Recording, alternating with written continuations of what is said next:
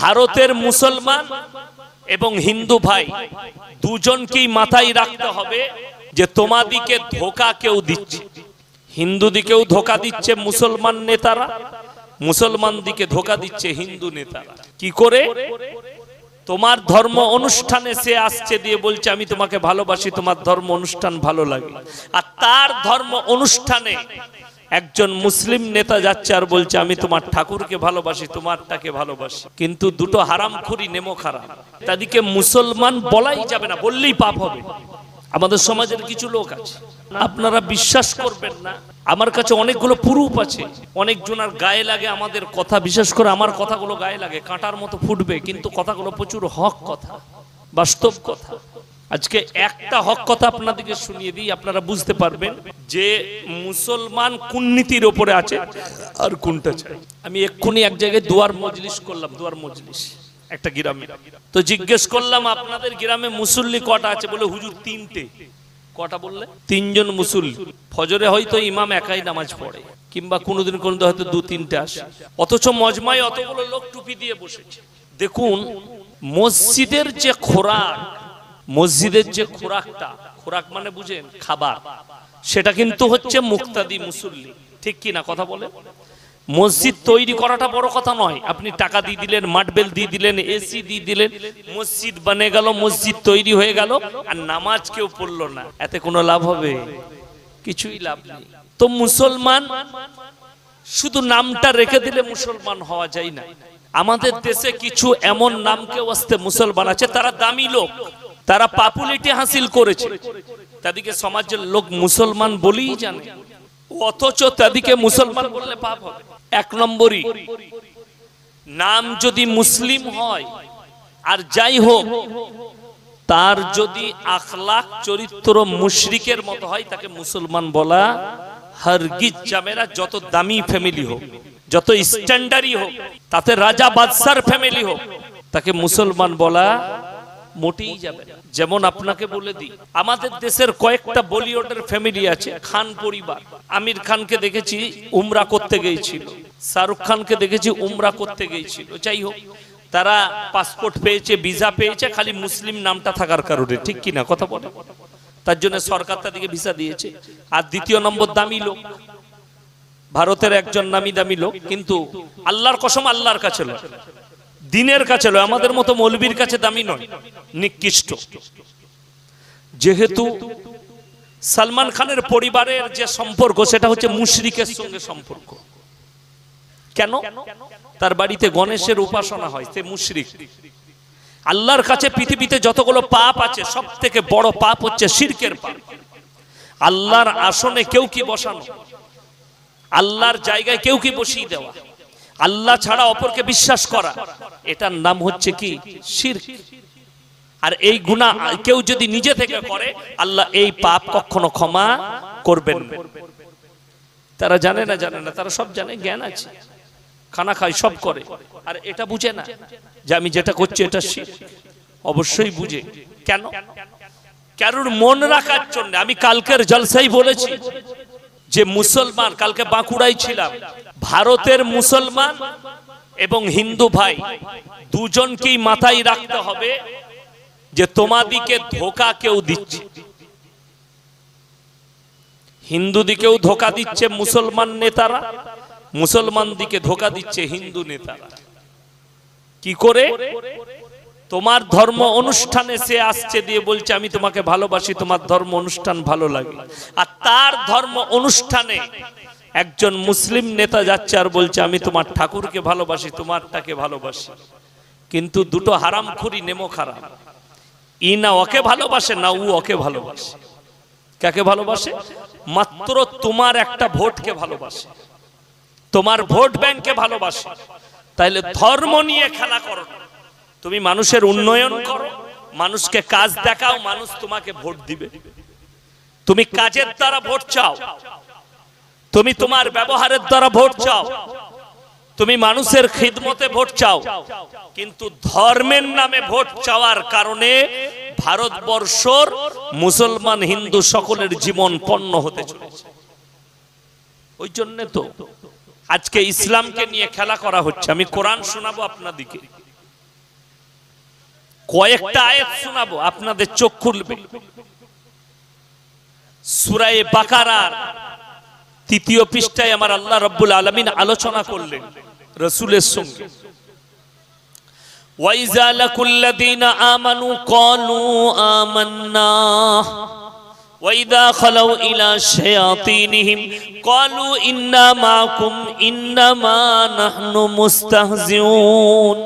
এই এই তিরপল বালা, ওকে ডাকো। ওই তিরপলটা রাখো। এই জায়গাটা পূর্ণ হয় না, এখন তিরপল বিছুচ্ছে। আগে এইখানটা পূর্ণ করো, ডেকে নিয়েছে, তারপরে তিরপলটা বিছুবে। তমলুক পর্যন্ত তিরপল বিছু, চার লোক নেই। আশ্চর্য বিষয়। আগে এইটা ভর্তি করো না, তারপরে দেখছি। সেরকম হয়তো স্টেজে বস করাবো, জায়গা না হলে 3 কিলোমিটার দূরে দূরে একটা করে লোক বসাবে নাকি?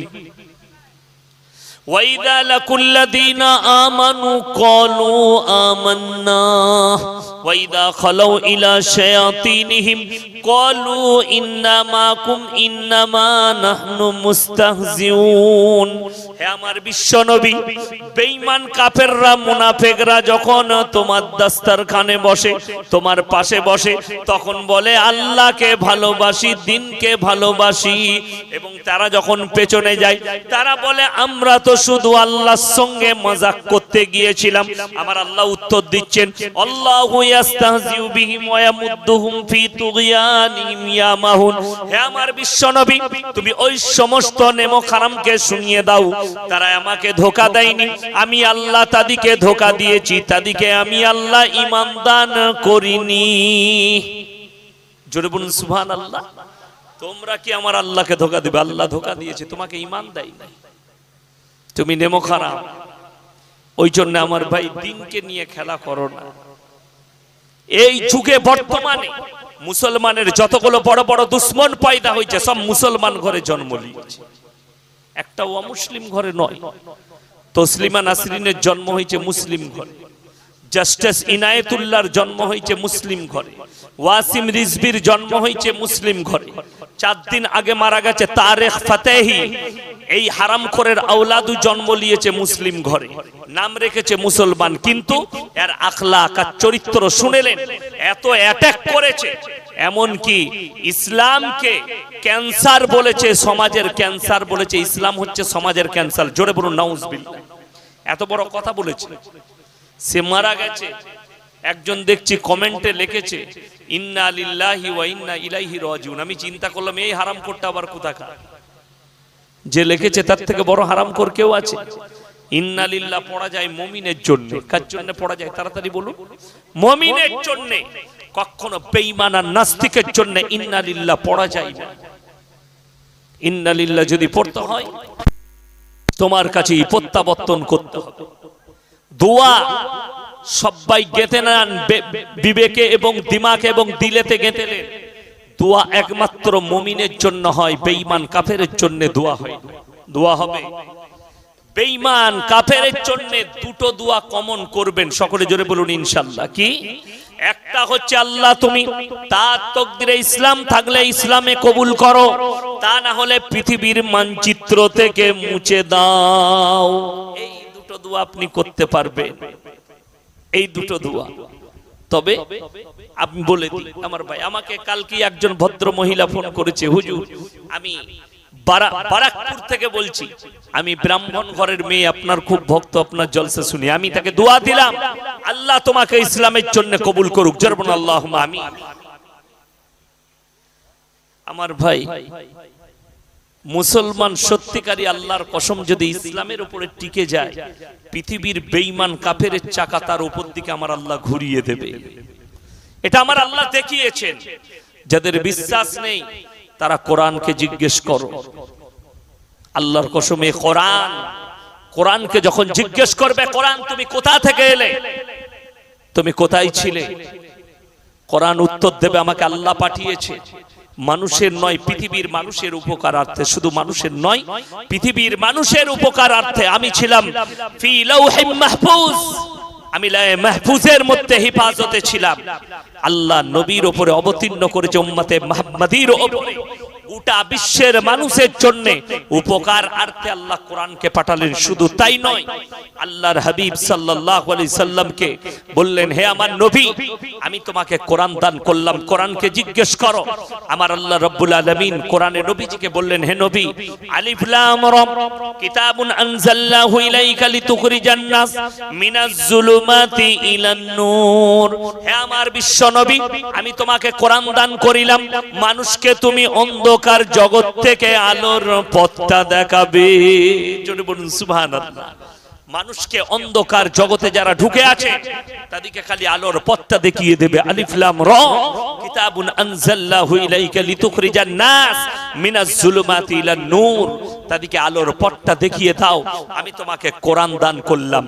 এটার মাধ্যম দিয়ে মানুষকে, আল্লাহর কসম, গোটা পৃথিবীর বায়োডাটা আল্লাহ কোরআনে ভরেছে।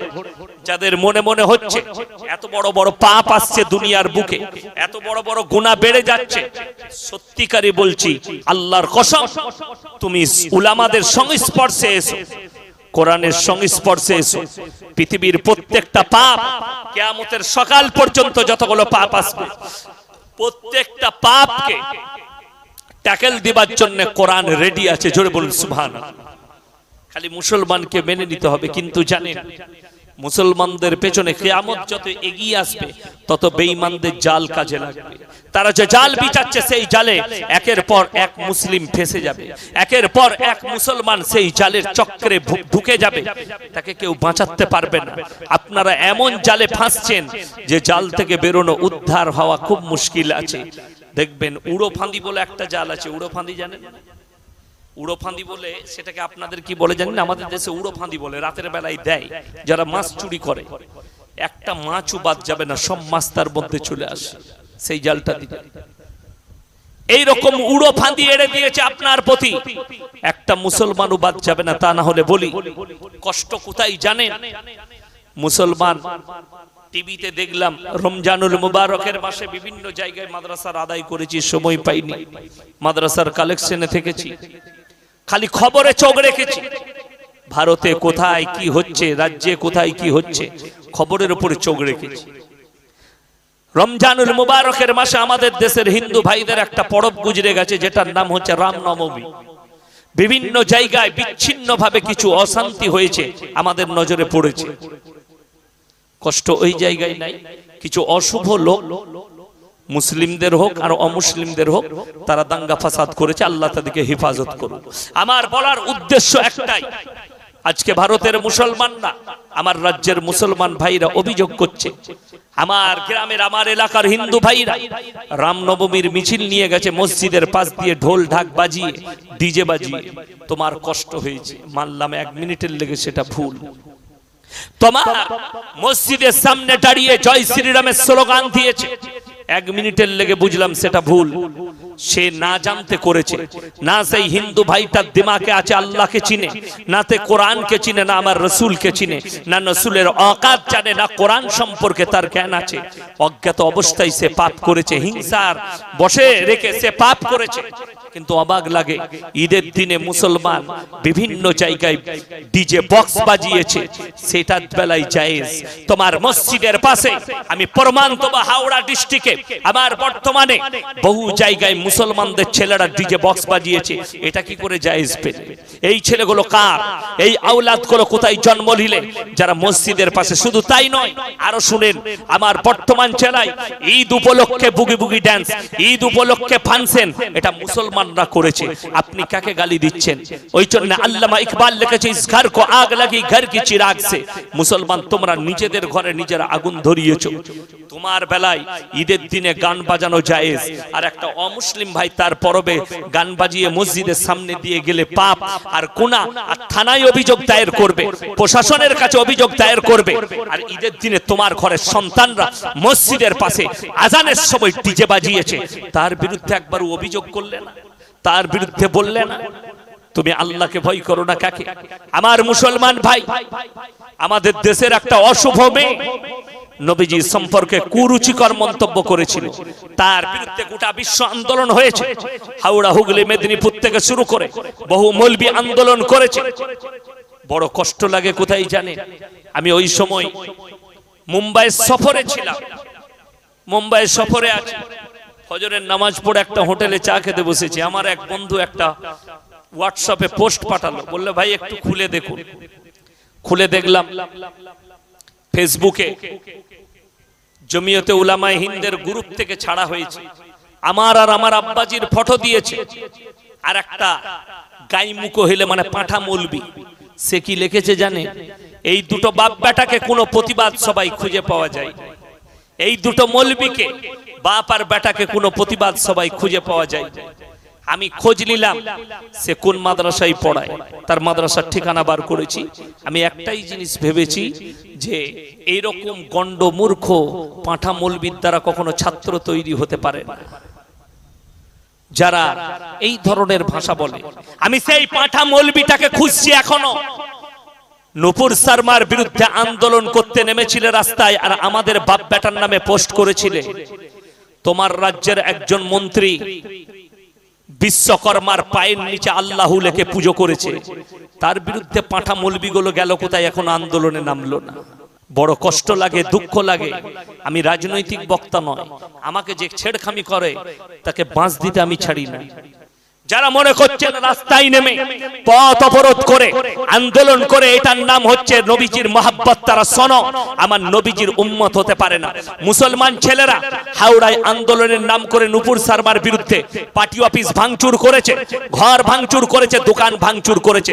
আর আমি চ্যালেঞ্জ দিয়ে বললাম, আমার সঙ্গে যে মৌলবি শর্ত লাগবে লাগুক, এইগুলো আমার নবীর উম্মত হতে পারে না।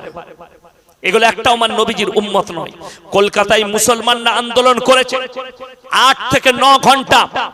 বোম্বে রোড আর আমার দিল্লি রোড, কলকাতা থেকে দিল্লি রোড, এই দুটো রোড জ্যাম হয়েছিল। রাস্তায় কারুর মাম মারা গেছে, কারুর বাচ্চা প্রসব হয়েছে। কেন? মুসলমানরা গাড়ি আটকিয়ে রেখেছে, একটা গাড়িও কলকাতায় প্রবেশ করতে দেয়নি। অ্যাম্বুলেন্সে কারু বাপ আটকিয়ে, কারু মা আটকিয়ে। তুমি বলো, যদি কোনো হিন্দু ভাইরা এই প্রতিবাদ সভা করে আর তোমার মা যদি রাস্তায় মারা যায়, তুমি মিডিয়া ডাকবে? তোমার বোন যদি মারা যায়, তুমি মিডিয়া ডাকবে? তোমার সন্তান যদি মারা যায়, তুমি মিডিয়া ডাকবে? আমার নবীজি সাল্লাল্লাহু আলাইহি সাল্লাম এই আদর্শ দেয়নি। যদি বলো আন্দোলন করতে হবে মৌলবি, তোমার মহব্বত নাই। শোনো, আন্দোলন জুবানের দ্বারা হয়, আন্দোলন আপনার দুয়ার দ্বারা হয়। আন্দোলন, আজকে আমি যে কথাগুলো বলছি এগুলো আন্দোলন না, আন্দোলন নয়, প্রতিবাদ। এটাও প্রতিবাদ। আমরা স্টেজ থেকে প্রতিবাদ করব, জুবানের দ্বারা প্রতিবাদ করব। সব থেকে বড় জিনিস এটাই। যদি বলেন হুজুর আপনি নবীজিকে মহব্বত করেন না, আমি তোমার কাছে জানতে চাই, আমার নবীজির বিশ্ব যখন নবীজি মক্কা বিজয় করলেন, তার একবার ইতিহাসটা পড়ে দেখো, তোমার চোখ খুলে যাবে। আমার নবীজিকে যারা তায়েফের মাটিতে রক্তাক্ত করেছিল, হযরতে জিবরিল আমিন বললেন, ইয়া রাসূলুল্লাহ, আপনি যদি একবার বলেন আমি একটা পর মারবো, পৃথিবীটা 7 বার ধ্বংস হবে। নবীজি চোখের পানি ফেলিয়ে বললেন, হে আমার হে জিবরিল, আল্লাহর কসম করে বলছি, আমি চাই না যে আমার উম্মতেরা ধ্বংস হোক, আমি যেন চাই আমার উম্মতেরা আমার প্রতি ঈমান আনয়ন করুক। আমি কালকে আবার যাব দাওয়াত দিতে। জোরে বলুন সুবহানাল্লাহ। এটা ছিল নবীজি সাল্লাল্লাহু আলাইহি সাল্লামের আখলাক। আর আপনার আখলাক হচ্ছে, আপনি কেউ কি আপনার গায়ে কেউ হাত লাগাবে, আপনি তাকে ঘুরিয়ে চর মারবেন? আপনাকে কেউ গালি দেবে, আপনি তাকে গালি দেবেন? কখনো এটা ইসলামের জন্য শোভা পায় না। আমার নবীজি সাল্লাল্লাহু আলাইহি সাল্লাম 23 বছর মেহনত করেছেন, মাত্র 23, কত বললাম? 23 বছর। 23 বছরের মেহনতে নবীজি সাল্লাল্লাহু আলাইহি সাল্লাম গোটা পৃথিবীর বুকে আজকে 250 কোটি মুসলমান। জোরে বলুন সুবহানাল্লাহ। নবীজি তলোয়ারের দ্বারা নয়, হিংসার দ্বারা নয়, বিদ্বেষের দ্বারা নয়, লোকের ঘর ভেঙে নয়, বেঈমান কাফেরের ঘর ভেঙে নয়, কারুর পার্টি অফিস ভেঙে নয়। আমার নবীজি এইভাবে কখনো ইসলাম প্রচার করেননি। নবীজি যদি ইসলাম প্রচার করেছেন, আখলাক আর চরিত্রের দ্বারা ইসলাম প্রচার করেছেন, ব্যবহারের দ্বারা ইসলাম প্রচার করেছেন। আমি আপনাদেরকে শুনিয়ে দিয়ে যাই। বিসমিল্লাহ। আলহামদুলিল্লাহ। আমার নবীজি সাল্লাল্লাহু আলাইহি ওয়াসাল্লাম মক্কা বিজয়ের পরে 5টা কথা এলান করলেন। জোরে বলুন সুবহানাল্লাহ। সমস্ত সাহাবীরা দাঁড়িয়ে আছেন, তলোয়ার হাতে, সবারই হাতে তলোয়ার উঠিয়ে রেখেছে। আজকে আমরা বদলা লব। আমার নবীজি এলান করলেন, হে আমার সাহাবীরা শোনো, তোমরা আজকে আমার 5টা কথার উপরে আমল করবে। 1 নম্বর, তোমরা বৃদ্ধকে মারতে পাবে না, দ্বিতীয় নম্বর বৃদ্ধাকে মারতে পাবে না, তৃতীয় নম্বর শিশুকে মারতে পাবে না, চতুর্থ নম্বর আত্মসমর্পণ করলে মারতে পাবে না, পঞ্চম নম্বর কেউ যদি কাবা ঘরে প্রবেশ করে তাকে তোমরা মারতে পাবে না। জোরে বলুন সুবহানাল্লাহ। আর তুমি বলছো তোমার নবীজি শুনেলেন, আমার নবীজি সাল্লাল্লাহু আলাইহি সাল্লাম সম্পর্কে কুরুচিকর মন্তব্য করেছে, নবীজির শান বেড়েছে না কমেছে? বেড়ে গেছে। শুনেলেন, তার প্রমাণ শুনেন। নূপুর শর্মার মতো বেঈমানেরও জানা দরকার, আমরা বলিনি। কালকের সমীক্ষা বলছে, কালকে আমি মিডিয়ার সমীক্ষা দেখলাম, এই ভারতে 2020 থেকে 21 সাল পর 22 সাল পর্যন্ত সব থেকে বেশি ইসলাম কবুল করেছে মেয়ে ছেলেরা। জোরে বলুন সুবহানাল্লাহ। কি দিয়েছে? মেয়েদের মধ্যে 72% ইসলাম কবুল করেছে নারীদের মধ্যে, আর 100-র মধ্যে 72, 72টা মেয়ে ইসলাম কবুল করেছে, আর 39টা ছেলে। জোরে বলুন না সুবহানাল্লাহ। আমরা বলিনি কেন? এত বদনাম করলে নবীজি এত খারাপ, তাইলে এত লোক ইসলাম কবুল করছে কি করে? জোরে বলুন না সুবহানাল্লাহ। বিসমিল্লাহ।